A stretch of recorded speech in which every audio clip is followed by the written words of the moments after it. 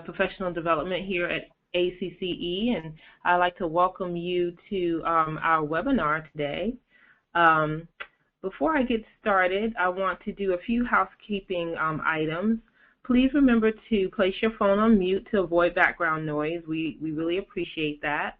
We will have a few minutes for questions at the end of the webinar. If you have any questions, please ask them using the question function of the webinar software. Right on the right-hand side, you'll see a question box where you can type in your question, and I'll read the question out loud to Amy, and then we'll answer that for you.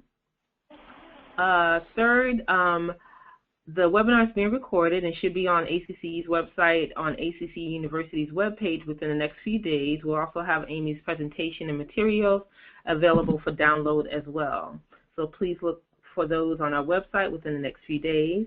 You'll see the resources we have on affinity programs, and they can be accessed from this. So with that, I'd like to introduce our speaker today.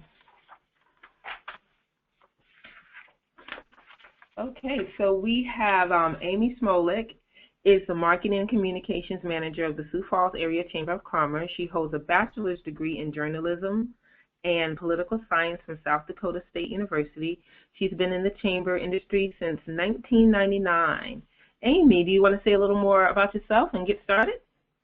Sure. Thanks, Crystal, and thank you, everybody, for joining us this afternoon or this morning, depending on where you're at. Up on the screen there is just some contact information if you wish to get a hold of me after we get done today, or you want to look up more about some of the communication methods that our chamber utilizes. I do repeat this slide at the end too, so if you think of something after the fact or as we're going through that maybe doesn't get asked or answered, feel free to get a hold of me. But excited to be here today and just kind of share a little bit more about what our chamber has done to improve our communications and to share our efforts in advocacy with our membership and the general public. So our goals for today, essentially this is what I hope to be a 30-minute presentation to give you some insight just about what our chamber does, what we've implemented, and there really is so much that I could touch on in terms of our communication practices and the different tools that we use. So if I don't talk about something again, feel free to ask me a question afterwards. And, you know, why are you here? We're here to talk about how you can better tell your story and what does that mean. In my opinion, I think it's a mixture of journalism, it's marketing, it's design, and I also realize that not everything that our Chamber of Commerce does or has done will be applicable to all chambers, but hopefully there will be something that you can take away and that you can apply to your own organization. Just some statistics, a recent Chamber Master survey on business trends stated that the biggest challenge in terms of membership engagement is that of younger business owners, which I think we're all kind of facing across the country. About 2/3 of survey respondents said that younger business people are not as engaged in their chamber as older members. And as this demographic shift is occurring and the younger members are less engaged, 63% of survey respondents said that volunteerism is declining. Now, for a Chamber of Commerce like ours, which is very volunteer-driven, these demographic shifts are things that we need to pay attention to. So I think that storytelling and how we communicate is very important in how we can engage our younger members and how we can inform the general public about what we do. So that's kind of the place that I'm coming from with what I'm sharing today. And why should you care? Why do you need to, care about telling your story? People remember stories. It's a great way to celebrate achievements. It's a great way for you to show your members that you're a valuable organization. If you tell them, they don't need to fill in the blanks for themselves about who the chamber is and why it's important for their business. If you tell them, you're able to help them understand, your brand and the unique value that you present to them. And if you don't tell them, they won't know it. And perhaps even most importantly, if you don't tell them, somebody else will, and they might not tell the story the way that you want it to be told. For chambers, telling our story effectively means that we're able to gain new members, we're able to better retain our members, and we're also able to create better awareness and understanding about what we do to the general public, particularly some of those intangible benefits that we have, like our advocacy efforts. So whether it's membership benefits or advocacy, we need to be the experts on communicating, informing, educating, just explaining and engaging people about what it is that our chambers do. Now, with that being stated, culture is really important when it comes to how to tell your story with your organization and your community. So what is your style? What is the culture of your organization? What works for your community or your organization? And that is going to be different across the board depending on this part of the country that you're in, the size of your chamber, the size of your staff, how conservative your community or your organization is. And really, generations also factor a major part in here too. What works to communicate to a baby boomer is going to be different than what will work to communicate to a millennial or to a member of Gen X. We have diversity in our membership, we have diversity in our volunteers, and we also have diversity at our staff levels. And so knowing all of those things, that's really important because sometimes we'll need to use many communication tools to say the same thing. So you need to know your membership and your community. And for example, don't use Google Plus or Pinterest as your main source of sharing information if people in your community aren't embracing it or it doesn't fit the culture of your organization. That being said, you should also be familiar with communication trends and new practices to see if it makes sense to incorporate them into your mix. So what's your style? What's the culture of your organization? You need to understand that and then invest in that style and be consistent with how you present your information. So to give you a little bit of background about our community and our chamber, Sioux Falls is South Dakota's largest city. We have a population of about 167,000 people, and our 4-county MSA is just at the 250,000 mark, and you can kind of see by the map where we're located in the United States. Hopefully everybody knows their geography. In Sioux Falls, we have no major military base. We don't have a major university, public university, and we are also not a capital city, but we consider ourselves to be the economic engine kind of driving South Dakota as the largest city. We have a fairly robust local media. We have a daily newspaper, which includes a weekly business journal, 3 local news stations, 2 major radio groups, and a number of lifestyle and free publications. Now, I only mention all that just because, again, they can also help you tell your story. So that's something to be thinking of as well as those external pieces that you can utilize. In Sioux Falls, we also have a diversified economy. Our major employers fall in the healthcare and the financial world primarily. For the chamber, I think it's also important to just share a little bit about our culture so that you kind of know where we're coming from and either the challenges or the opportunities that we have. We are well over 100 years old. We were established in 1907, and we have 2,200 plus members. But 68% of our members have 10 or fewer employees. So small business really drives our chamber organization. Parts of our chamber include, we have a Young Professionals Network, which has more than 1,000 members since it started in 2009. That group age range is between 21 and 39, so primarily millennials and Gen Xers fall into that mix. We have a Convention and Visitors Bureau that is also part of our Chamber of Commerce, and again, they focus on the tourism and the visitor industry, kind of have their own demographic of people who they communicate with and the markets that they utilize to tell the story of Sioux Falls from the visitor standpoint. We have several partner organizations, including the Sioux Falls Development Foundation, which is separate from us, but I should mention we're all located in the same building in downtown Sioux Falls. They focus on bringing new businesses to the community and helping our existing businesses to expand. And we also have a partnership with the Development Foundation called Forward Sioux Falls. Since 1987, we've raised more than $37.5 million to better the Sioux Falls area, and we're also getting ready to kick off our 7th multi-million-dollar campaign this fall. So those are kind of some of the constituency groups that we have out of our office. Everybody is kind of telling their own unique story, but we're all working together to sell Sioux Falls. So again, that's kind of a unique part of your own organization. If you know, tourism is big in your community, or your chamber is also your convention and visitors, or also, yes. I have to interrupt you. I think that we're still having problems with audio. Can you hold for a second, please? Yeah. Sure. Yep, I can see it. All right. I'll just keep going from here then, okay? Okay. All right. Some more about the culture within our organization, just so you understand the depth or lack of depth, maybe depending on your size, of our staff. We don't see a lot of turnover. We do have a mixture of generations who make up our staff. We have 19 on the chamber side. which also includes one person to manage our Young Professionals program and one person who manages investor relations for Forward Sioux Falls, and then 14 people who work specifically with our Convention and Visitors Bureau. We are a very volunteer-driven organization. We have very active ambassadors, diplomats, and board. We expect a lot of those volunteers, but they also serve as some of our greatest storytellers too. So a lot of what we do is to try to provide opportunities to recognize our volunteers and lift them up and thank them for all that they do for us. So that's a little bit about who we are, which helps drive our communication practices based on what works for our members in our community based on our culture.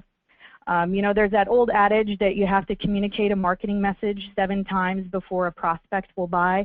Apparently now new research is showing that prospects don't hear your message 2 out of every 3 times you send it out. So in other words, that old rule of 7 is now the rule of 21. So it's something to think about as you look at the marketing messages or just communication messages that your chamber sends out. It's how frequently do you communicate that, and what tools are you utilizing to do that? I'm going to talk a little bit about some of the tools that we utilize, and hopefully that'll kind of visually show some of the ways that we've been able to make progress or make tweaks and create efficiencies in order to better tell our story.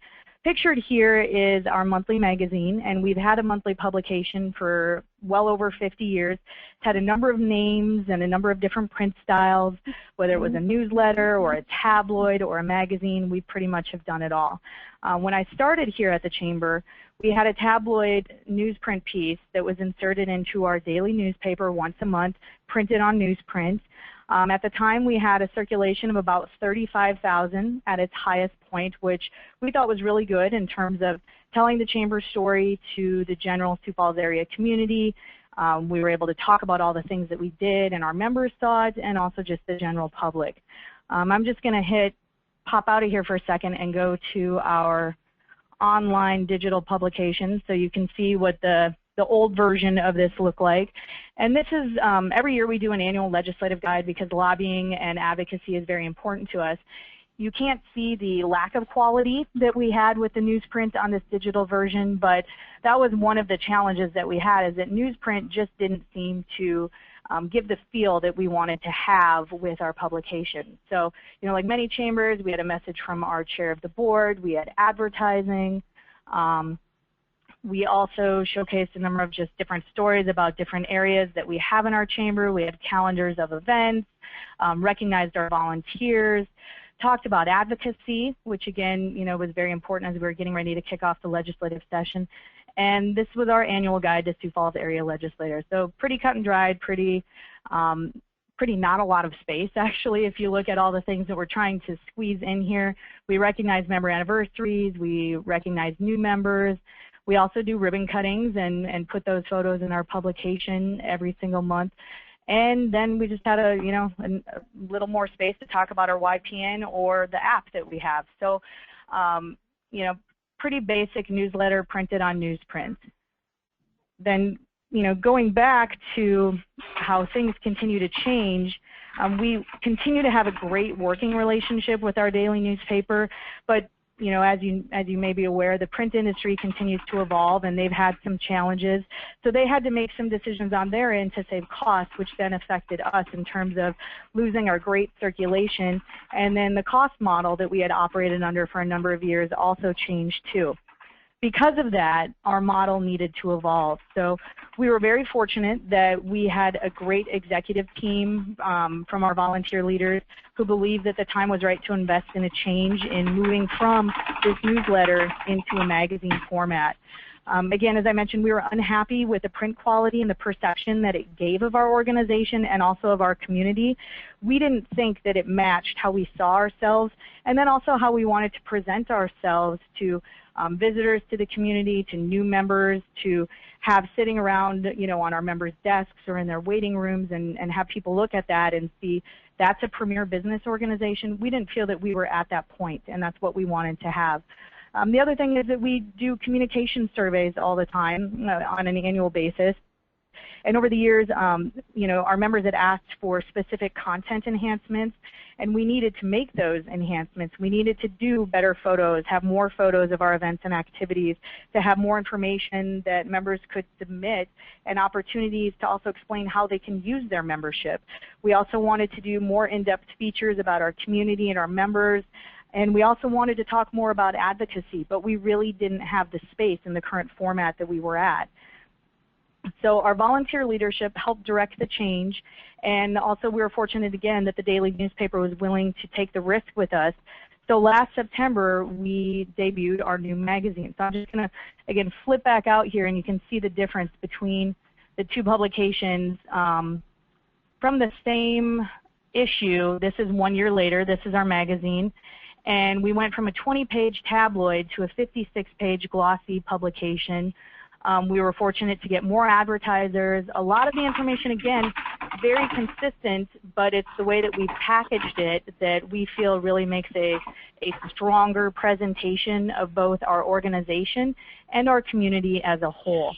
So this is our advocacy issue, and what I'll get to here shortly is we're able to do a lot more and to talk a lot more about what we do with our area legislators rather than just putting their pictures, and that's about the extent of it. So this section here is called Faces and Places, which again we utilize to recognize volunteers and members. It's one of the most popular pieces. We also incorporate a lot of photos from our events and activities, which people like to see. Here's where we kind of kick off the advocacy portion. Same thing that really was in the previous iteration of Chamber News, but we have more space to get more information from the legislators, and then also talk about our calendar for the session and just other ways that members can utilize that information. I'm just going to flip through the rest of these pages pretty quickly because I know 56 pages is a lot to take in, but you can find all of our publications at issue.com/Sioux Falls Chamber. This is just the evolution that our publication has taken as we moved from that newsprint to the magazine. And again, a key part here as I stop at the ribbon cuttings is that, you know, a ribbon cutting is a great celebration, whether it's an anniversary or a new membership or an expansion of business. And when that member opens up the publication and the end result of that is a really muddy photo that's out of registration, it doesn't necessarily make them feel good about their chamber membership if that's all they have to show for it. So that was one of the things we were really excited about, was improving the quality of the photos that we had. And that is kind of the extent of what we have in our monthly publication. We again still work with our daily newspaper to produce this. They sell the ads and we provide the editorial content. They did a survey earlier this spring essentially to find out from advertisers what kind of value they're finding in the publication. And at the time of the survey, we had published 8 issues at that time period. 60% or more of the respondents had read 5 or more issues, which we thought was really good, that obviously it's been well received. And the comments that were shared with the survey results, again, reiterated that people were thrilled with the new magazine look. They thought it was much easier to read, that it was more professional, and that they loved the new format. So that was really good to hear that the investment has been worthwhile. We're going to be sending out our own chamber communication survey in the coming weeks, and we expect to hear a lot of the same positive results, I hope, and also just get some feedback about, you know, other tweaks or different things that we can do to make the publication even better. So what I would ask to anybody listening is that, how are you utilizing your print publications? Are you using the space effectively to tell your story? Not just, you know, putting photos of things, but are you explaining to members how they can utilize that benefit? Are you also providing an electronic or a digital version so that you can post it online or that you can email it out? And if you're only doing digital, are you telling everything that you need to tell, since theoretically printed space is not the issue? You have all the space you want to tell the story. So those are some things that we've learned or have improved upon with our print publication. With social media, you know, it's a completely different ballgame from straight print or traditional publications, and we use different messages, or we tweak the messages for the different social media channels. I'll use ribbon cuttings for an example of the many ways that we share the message, again, building on the you have to tell people 21 times about something so they'll get the message. Initially, we promote a member's ribbon cutting on our online events calendar on our website. Then we'll email out the ribbon cutting event to our ambassadors, diplomats, and board members.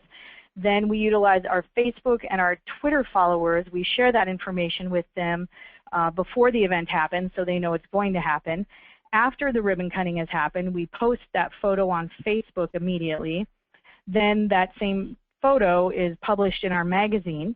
Once the magazine is published, we upload the content of each publication to our website, and then we also include the photo published in the magazine, but also additional photos from the ribbon cutting event that can be found online. So there's a lot of different ways that we take one event that we have and we share that with our members so that they can help celebrate that achievement or that milestone with our member. We utilize Facebook to promote our events and activities, but it's not just about our chamber, our organization. We also share news about our members and positive stories about Sioux Falls. And what I love about social media is that you can see a lot of interaction between members as they're sharing each other's, ribbon cutting photos, or congratulating a business on their expansion, or we post a positive news story about Sioux Falls, and then our members will share it with their network and continue to spread that positive story. People are proud of Sioux Falls, and I'd like to think that, in your communities, they're proud of their community too. I like when, we rank nationally on something, or we've had a travel writer who's been in town, and they're telling stories about Sioux Falls, and the people on social media, not the chamber or not any of our other organizations, just general members of our community will actually beat us to the punch sometimes in sharing that story because they're proud of where they're from. And that's something that the chamber can help grow. You can help people feel a lot of pride in your community. So I also like too that a lot of times our members or other businesses will tag us in posts, whether it's on Facebook or Twitter, so that we know about something, and again, they see us as a valuable resource in the community to share that information. Social media is also a great place to have a little bit of fun. In a typical publication, at least from our end, I wouldn't necessarily call it conservative, but you have a certain style and a certain tone that you like to utilize in that piece. Whereas, social media, we had one ribbon cutting where we had 2 volunteers show up wearing the same shirt. And so we took a photo of it, posted it on Facebook, and our volunteers thought it was funny, and it got shared a couple times. So that's a place where you can provide a little levity to maybe some of the more serious things the chamber does. We also are very active on Twitter, and what I'm showing here is a screenshot of Hootsuite, which is the tool that we utilize to view what's happening on Twitter, but also to schedule a lot of our posts that we're going to put. Again, I mentioned we invite members via Twitter and via Facebook to learn more about our upcoming ribbon cuttings and groundbreakings and other events. And a real efficient way to do that is to schedule it in advance rather than, every day getting to your desk at 8 o'clock or whatever time and figuring out what you have to do, what you have to tackle, and immediately scheduling a post about a ribbon cutting, or maybe you're not at your desk for a couple hours because of meetings and you're unable to share the information about the ribbon cutting. What a tool like Hootsuite does is enable you to just be efficient with your time, and you can see in that second column it says pending tweets. Those are tweets coming up for the next week about different activities that we want members to be informed about. We actually have 2 Twitter handles that we utilize. The first one, which is at SF Area Chamber, very similar to our Facebook presence, only the messages, of course, are tailored to that 140 character limit that we have with Twitter. We also have a Twitter handle at SF Area Advocate that focuses only on advocacy issues that we're following, and I'll touch on that in just a moment. We also have a presence on LinkedIn. We have a Sioux Falls Area Chamber of Commerce group that people can join. Initially, we kept this kind of closed as a members-only perk that people could participate in, but truth be— The broadcast is now starting. All attendees are in listen-only mode. Crystal, are you still there? I'm still here, Amy. Okay, I just had a message come across my earpiece from GoToWebinar. I'm sorry. I just wanted to make sure we were still good. Okay, yep. Good deal. Right. With our LinkedIn group, as I said, initially we kept it closed, but it became time-consuming to manage to try to figure out who wanted to be in the group, who was a chamber member, who wasn't. So we kind of talked about it internally and just said, this is a really great opportunity for people who are interested in the chamber, who want to join this group, to learn more about our organization. And if they want to interact with chamber members or post questions of other chamber members, it's a great place for them to get introduced to who we are. This screenshot here is of one of our chamber members who wrote a column in our most recent magazine. And what was cool is that he shared it on his LinkedIn page so that others could see that he wrote the story. And again, it's sharing the information with our chamber members. It's a great marriage, really, between sharing a message across the multiple platforms of a traditional print publication and social media. So how are you utilizing social media? Do you tweak your messages for the medium? Are you interacting with members? Or are you just shouting about yourself when you're out there? And so those are some things to think about that way as well. When it comes to websites, that same Chamber Master survey I mentioned earlier, they found the biggest trends were in how businesses operate using the internet and using mobile devices. Of the respondents of their survey, 58% indicated they use smartphones or tablets to conduct chamber business. So that's more than half. And then of the respondents, 37% had not redesigned their website for more than 3 years. Those are two interesting pieces to me. Number one, I would say if you haven't redesigned your website for 3 or more years, it's probably not a mobile website. And that is something that really every chamber ought to be looking at because of that first statistic, that if more than half of people are utilizing smartphones or tablets to conduct chamber business, if they're pulling your website up on their iPhone or on their iPad and it's not easy to read because it's not a mobile-friendly website, that says something about your organization, either in terms of where you prioritize your technology or your communication.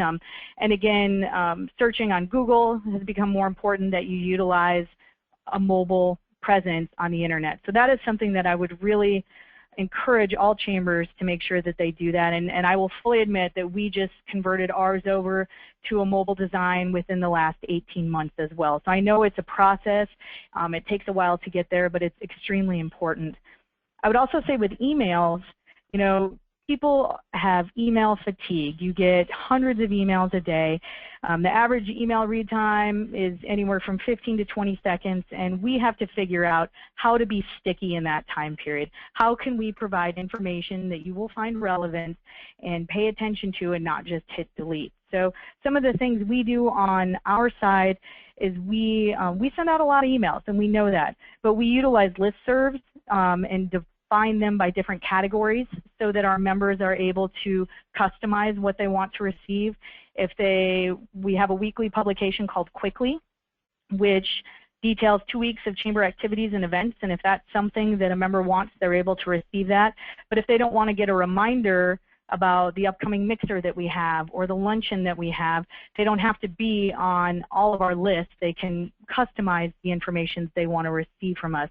We also talk a lot internally about the frequency of our emails, and we have a weekly communication meeting where we say, okay, how many emails are we going to send out this week and what is the message? Because we really want to be cognizant of not overstepping the line of abusing the access to our members' email that we have. And we listen to the feedback that they give us. One of the other questions that we have on our annual communication survey is, are we sending too many emails? Are you aware that you can customize how you receive email from us in our members only section on our website?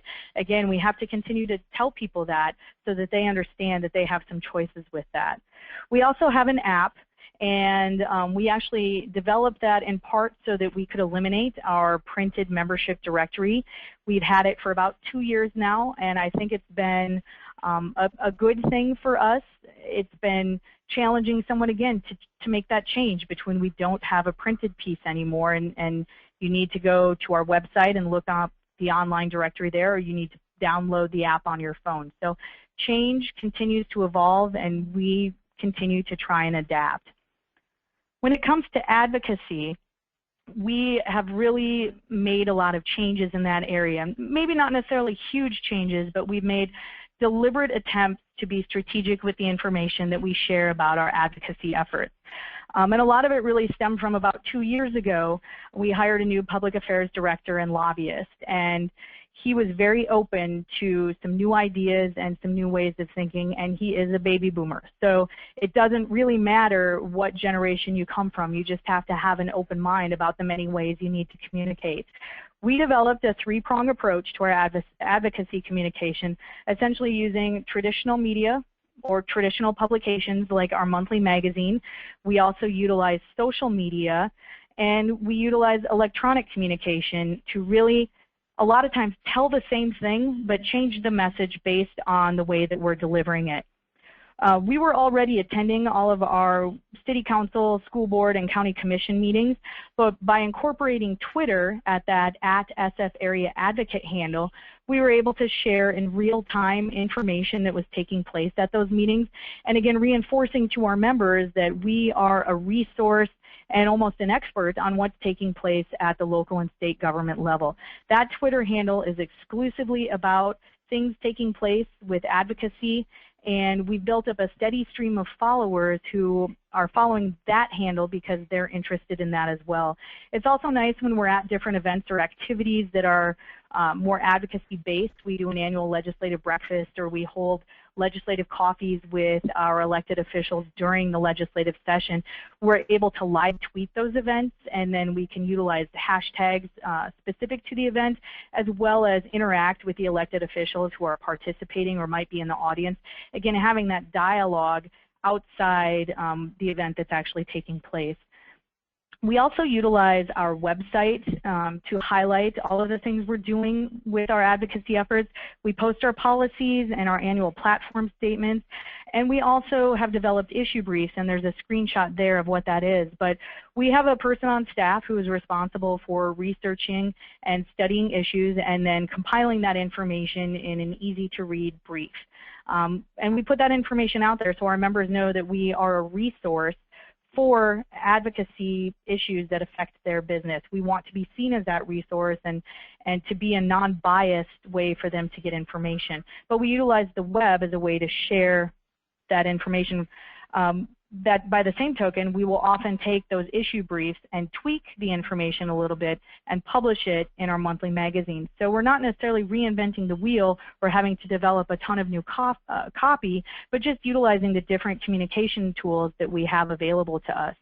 What is on the right-hand side there that says the Chamber Advocate is a screenshot of a weekly email that we send out that really just summarizes what's taken place at the school board level, the city council or county commission levels, and summarizing it from the business community's perspective just so that our members can stay informed on what's taking place. We will also utilize the Chamber Advocate as another way to share those issue briefs or to remind people that they can follow us on Twitter or read news in our monthly magazine to learn more about issues that affect them. Again, it's all tied together, and we aren't recreating material, we're just repackaging a lot of it. Another thing I just wanted to share is that you never really want to assume that members understand what the Chamber is and what it does. So in the last year, we actually really simplified some of our marketing pieces, and what we have pictured here are two companion pieces. The one on the left is what our membership sales staff and then also our ambassadors, who are our volunteer sales arm, use when they go out and sell a prospective business on joining the Chamber. And it simply is called Join the Chamber. And what's pictured in there and the content that's in there is all the information that a person who would be interested in joining would want to know about what the benefits are, what the return on their investment is, how they can utilize their membership, some of the things that we do, ways to be involved, ways that the Chamber impacts the community, etc. What we have on the right is the companion piece that our diplomats use, and our diplomats for our organization are the volunteer arm that services businesses. Once they join the Chamber, they try to answer questions that they might have and help integrate them into utilizing their membership. And we really dumbed it down on the cover in terms of just how to use your Chamber membership. What we have in there is kind of our annual calendar of events, ways that you can get involved and engaged, the different committees that we have, all of the events and activities that take place throughout the year, and really just try to simplify that. What's pictured in the middle is something that is also in that new member packet or that how to use your chamber membership packet, and it's a checklist of ways that members, just really simplifying, here are things you can do. You can join our Young Professionals Network. You can utilize our communication tools and read them to stay informed, or you can join this committee, or you can attend this event. But it really just compiles all of it into one place so that they can see some actual value when it comes time to either renewing their membership or thinking about how they can better utilize it. And it seems like a no-brainer just to assume that people know how to use their membership, but I think we found that this has been very beneficial for our volunteers as they're out working with members, but also in just retaining some of those members. Another key thing to remember is that your community story is your story too. So when Sioux Falls is in a national publication, or we have a travel writer or a blogger who's here and writes a story about our community, that's a great opportunity for our organization to share that, to take advantage of that good news, to just be proud. Again, be proud of our community. And the Chamber really ought to be the voice of authority on your business community in your area. You need to utilize the communication tools that you have, whether it's the print, electronic, your website, your social media. You need to own the positive stories, which we all love to do. That's the great part. You also need to deflect the negative, because there are some times where either national media or even your local media may misunderstand an issue or not tell an issue properly. And you need to be a voice of reason there, or a voice that's explaining some of that. And you also need to explain things that are confusing too, whether it's issues happening at the local or state level, whether it's initiatives that people are trying to put on the ballot and people want to understand how that works or what that will mean for their business. What happens in your community also affects your chamber and vice versa. So that's something else just to really think about. A key thing for our organization, because we are so volunteer driven, is who our storytellers are. And for us, it really is our volunteers, which is why we believe so strongly in testimonials. We don't do a lot of advertising. We don't have a huge marketing budget or a paid marketing budget. But when we do, we utilize testimonials from our members to tell in their own words why they're a chamber member, why they find a benefit in participating in the growth and enhancing their business community. And we find that they often tell the story better than we could ever come up with any 30-second spot to do that. What's shown on the right is actually a screenshot of our website. When we redesigned our website to incorporate, make it more mobile friendly and just redesigned it, we also added a place to really highlight all of our key volunteers, again, our ambassadors, diplomats, and board members. And it's kind of hard to tell on here, but we have some social media notations under some of them. If they are okay, if somebody emails them directly from our website or wants to connect with them on Facebook, Twitter, or LinkedIn, they have the option to put that underneath there. And it's a way for us to recognize them for all that they do for us. And we also think that it works well on a peer-to-peer sales relationship, because if a prospective member is looking around our website and trying to see, who is in the chamber, who is a person who's involved in the chamber, do I want to be like that type of person, they're going to get the names and the photos of who some of our key volunteers are, which might help make the difference in making that sale or retaining that membership. So again, the best storytellers are the people who are already drinking your Kool-Aid, and I would advise everybody to make sure you're taking full advantage of that. Just a couple quick hits on communication. It's always important, whether you're writing or you're speaking, to be clear about what your end goal is and what your message is. You want to be concise in your communication and keep it brief and to the point. You want to be concrete so that everyone has a clear picture of what it is that you're talking about. You also want to be correct so that the information fits your audience and is error-free. You want to be coherent so that it's logical and everything is connected and relevant to the main topic.